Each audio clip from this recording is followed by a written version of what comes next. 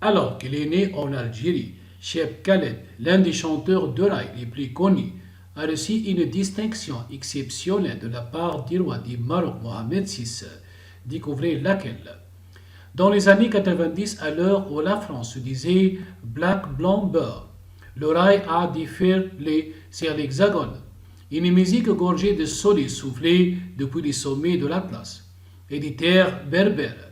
Parmi les stars de ce courant musical, Khaled fut l'un de ceux qui ont inondé les bandes FM de type. En 1992, c'est avec Didi que le chanteur est révélé aux oreilles du grand public avant de connaître la consécration suprême avec la chanson Aisha, écrite par John-Jacques Goldman.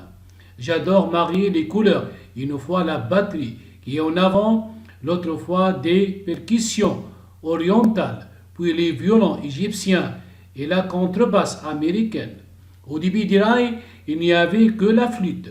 Si l'apport d'autres instruments l'a fait connaître mondialement, pourquoi s'en plaindre? Le regard est aussi passé par ces étapes. Depuis des siècles, ma musique vivait renfermée. Grâce à la France, les portes se sont ouvertes.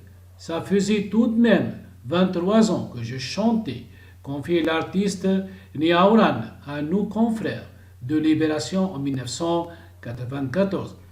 Mais même si la France lui a ouvert les portes, Khaled reste très attaché à ses racines maghrébines et surtout à un pays en particulier. Même s'il a vu le jour en Algérie, Khaled a toujours exprimé son amour fou pour le Maroc, à tel point que le chanteur s'est vu octroyer un privilège exceptionnel dans le bulletin officiel du 5 septembre 2013.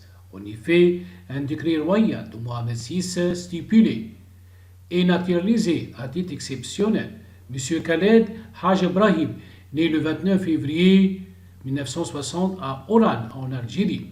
Une décision qui aurait d'ailleurs irrité son pays natal, mais l'interprète de Aïcha ne veut pour autant faire de politique. Le rail me semble difficilement compatible avec la politique.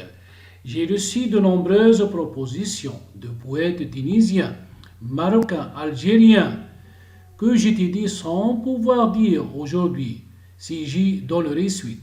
Racontait Khaled à Libération.